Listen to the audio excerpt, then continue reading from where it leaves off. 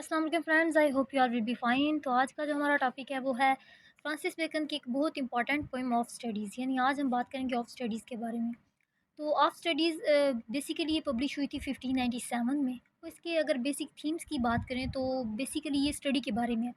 हमें स्टडी क्यों करनी चाहिए, benefits of study, reasons for study, यानी ये टोटली ओवरऑल स्टडी से रिलेटेड है।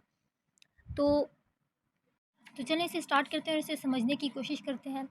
सबसे पहले जो फ्रांसिस बेकन है वो बताते हैं कि स्टडी बहुत ज़्यादा ज़रूरी है, और उसके बाद वो बताते हैं कि स्टडी काफ़ी रीज़न्स के लिए होती है। यानी स्टडी के रीज़न्स क्या हैं। अब कुछ लोग ऐसे होते हैं जो स्टडी करते हैं डिलाइट के लिए, यानी प्लेयर के लिए। कुछ लोग होते हैं जो ऑर्नामेंट यानी दिखावे के लिए स्टडी करते हैं। फॉर एग्जांपल कुछ ऐसे लोग होते हैं जो बहुत ज़्यादा कोटेशंस का इस्तेमाल करने के, यानी टोटली दिखावे के लिए कि भाई मुझे बड़ा नॉलेज है और ये वो। तो कुछ लोग ऑर्नामेंट के लिए यूज़ करते हैं, और लेकिन जो कुछ लोग हैं वो एबिलिटी के लिए नॉलेज यानी गेन करते हैं, स्टडी करते हैं। वो जजमेंट्स बनाने के लिए, बिजनेस के लिए, एक्सपीरियंस के लिए, यानी वो कोई ना कोई एबिलिटी गेन करना चाहते होते हैं, इसलिए वो स्टडी करते हैं। अब यहाँ पे वो बताता है कि जो रीडर्स होते हैं वो किसी भी सिचुएशन को, किसी भी किस्म के इंडिविजुअल्स को बड़ा इजीली हैंडल कर लेते हैं, उन्हें बड़ा अच्छे से डील कर लेते हैं। तो उसके बाद जो फ्रांसिस बेकन है वो बताते हैं कि अगर कोई शख्स बहुत ज़्यादा स्टडी करता है सिर्फ अपनी प्लेयर के लिए, यानी अगर कोई बहुत ज़्यादा टाइम देता है अपनी स्टडी को, तो इसका ये मतलब है वो बहुत ज़्यादा स्लॉथ, लेज़ी है, यानी एक्स्ट्रा पर्सन है। उसे और कोई काम नहीं है, सिर्फ वो स्टडी करता रहता है। यानी जो प्लेयर के लिए स्टडी करते हैं, यानी वो प्राइवेट लाइफ को पसंद करते हैं, ज़्यादा अकेला रहना पसंद करते हैं, और सिर्फ स्टडी करते रहते हैं। तो यहाँ पे वो कहता है कि जो बहुत ज़्यादा स्टडी करता है, इसका ये मतलब है कि वो लेज़ी इंसान है, एक्स्ट्रा पर्सन है, उसे और कोई काम नहीं है। फिर दूसरे नंबर पे वो लोग आ जाते हैं जो ऑर्नामेंट यानी दिखावे के लिए स्टडी करते हैं। तो यहाँ पे वो कहता है कि जो शख्स इसलिए स्टडी करता है वो एक टेम्परामेंटली लेज़ी होता है, जो अपनी स्टडी को यानी शो ऑफ करने के लिए, फैक्टेशंस के लिए यूज़ करता है, तो वो भी एक एक्स्ट्रा इंसान है। उसके बाद थर्ड कैटेगरी आ जाती है कि जो एबिलिटी के लिए यूज़ करते हैं। यहाँ पे कहता है कि अगर कोई शख्स बहुत ज़्यादा हर चीज़ को सिर्फ बुक्स के ज़रिए जज करता है, तो इसका ये मतलब है कि वो अपनी रियलिटी ऑफ लाइफ से बहुत ज़्यादा दूर है। ये तो एक बेफिक्रा इंसान है जो सिर्फ बुक्स से ही जज करता है, मतलब यानी बुक्स स्टडी से ही वो अगर एक्सपीरियंस हासिल करना चाहता है, तो एक ऐसा इंसान है जो रियलिटी से बहुत ज़्यादा दूर है। फिर फ्रांसिस बेकन कहते हैं कि हमें स्टडी को टाइम देना चाहिए, एक रीज़नेबल टाइम, यानी हमें ना बहुत ज़्यादा देना चाहिए, ना ही बिल्कुल स्टडी से दूर हो जाना चाहिए, यानी हमें उन्हें एक रीज़नेबल जो टाइम है वो देना चाहिए। वो कहते हैं कि जो स्टडी और उसके साथ एक्सपीरियंस है, ये दोनों वहाँ मिलकर हमारी मदद करते हैं। यानी हमें स्टडी और रियल लाइफ एक्सपीरियंस दोनों चाहिए। यानी जो बुक्स हैं वो हमें नॉलेज देती हैं, लेकिन जो प्रैक्टिकल एक्सपीरियंस है वो हमें सिखाता है कि हमने अपनी नॉलेज को किस तरह यूज़ करना है। प्रैक्टिकल एक्सपीरियंस है वो बहुत ज़्यादा इंपॉर्टेंट नहीं है, यानी बहुत ज़्यादा। समटाइम्स जो हमारी नेचुरल एबिलिटीज़ हैं वो हमारी हेल्प करती हैं कि हमने चीज़ों को कैसे डील करना है। फिर वो कहता है कि जो बुक्स हैं वो हमें सिर्फ नॉलेज देती हैं, लेकिन how to deal with situations, ये हम किस तरह लर्न करते हैं, ये हम ऑब्ज़र्व करते हैं। यानी आउटसाइड वर्ल्ड से हम लोग ऑब्ज़र्व करके सीखते हैं कि हमने अपनी नॉलेज का किस तरह यूज़ करना है, हमने चीज़ों को किस तरह हैंडल करना है। उसके बाद बेकन कहते हैं कि कौन से ऐसे रीज़न्स हैं जिनकी वजह से हमें स्टडी नहीं करनी चाहिए।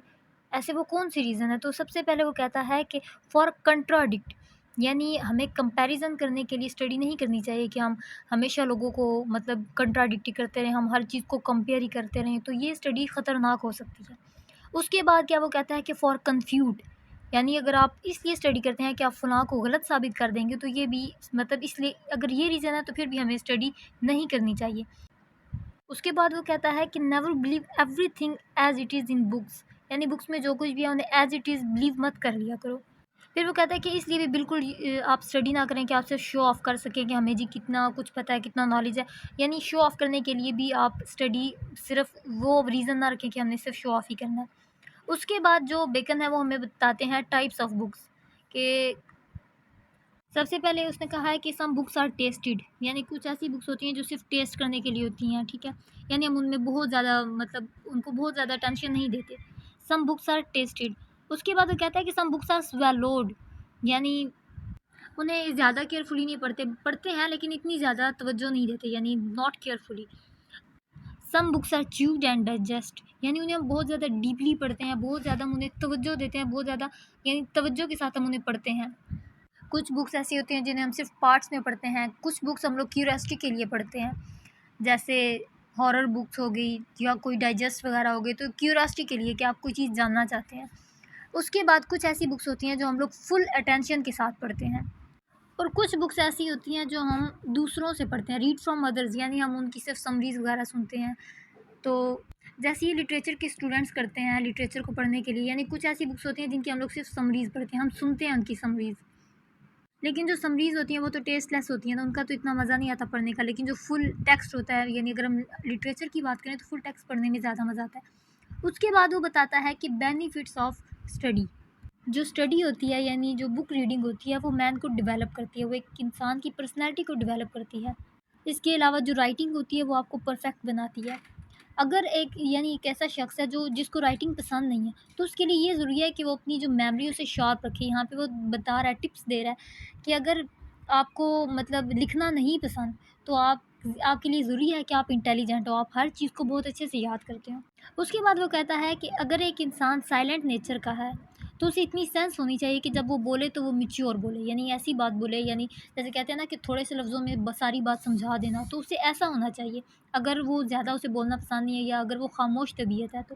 फिर वो कहता है कि अगर एक ऐसा शख्स जिसको किताबें पढ़ना नहीं पसंद, उसे चाहिए कि वो स्किलफुल हो, यानी उसके लिए उसके पास कोई स्किल्स होनी चाहिए अगर उसे रीडिंग नहीं पसंद तो। और उसे क्लेवरली रिएक्ट करना चाहिए, उसे यानी उसे चालाक होना चाहिए, उसे स्किलफुल होना चाहिए अगर उसे रीडिंग नहीं पसंद तो। उसके बाद वो फैक्ट्स बताता है कि जो हिस्ट्री मैन होता है, यानी जो हिस्ट्री पढ़ता है, वो एक बहुत ज़्यादा वाइज मैन होता है, वो बहुत ज़्यादा अक्लमंद होता है।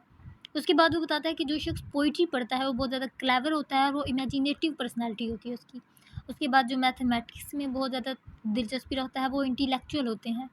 उसके बाद जो शख्स नेचुरल फ़िलासफ़ी पढ़ते हैं वो बहुत ज़्यादा डीप होते हैं, लॉजिकल होते हैं, रैट्रिक होते हैं, यानी एबल टू कंटेंट होते हैं, यानी वो मॉरल ग्रेव रखते हैं। उसके बाद वो बताता है कि इंसान कोई भी शख्स जैसी किताबें पढ़ता है वो वैसा ही बन जाता है, ये यानी ये उसकी स्टडी पे डिपेंड करता है कि वो उसकी पर्सनैलिटी किस तरह बन रही है। उसके बाद बेकन टिप्स देता है कुछ डिजीज़ के लिए, कुछ यानी एक्सरसाइजेज बताता है, जैसे bowling is good for kidney. Bowling है वो किडनी के लिए बहुत अच्छी है। शूटिंग जो है वो लंग्स और ब्रिस्ट के लिए बहुत ज़्यादा अच्छी है। जो वॉक है वो स्टमक के लिए बहुत ज़्यादा अच्छी है। और जो राइडिंग है, यानी वो हेड और माइंड के लिए बहुत अच्छी है। उसके बाद वो कहता है कि अगर एक शख्स यानी बहुत ज़्यादा कंसंट्रेट नहीं कर पाता तो उसे चाहिए कि वो मैथमेटिक्स को स्टडी करे। फिर वो कहता है कि अगर कोई शख्स डिफ्रेंशिएट नहीं कर सकता, यानी वो डिस्टिंग्विश नहीं कर पाता चीज़ों को, तो उसे चाहिए कि वो स्टडी करे स्कूल मैन को, यानी फ़िलासफ़र्स को स्टडी करे। क्योंकि जो फ़िलासफ़र्स होते हैं वो बहुत ज़्यादा डीपली स्टडी करते हैं, हर चीज़ को बहुत ज़्यादा डीप जाके वो उन्हें उसे नोट करते हैं और उसे स्टडी करते हैं। फिर वो कहता है कि जो लोग यानी कोई चीज़ प्रूव नहीं कर पाते, यानी एग्जांपल्स नहीं दे सकते, तो उन्हें चाहिए कि वो मैटर ऑफ लॉयर्स यानी लॉ को स्टडी करें।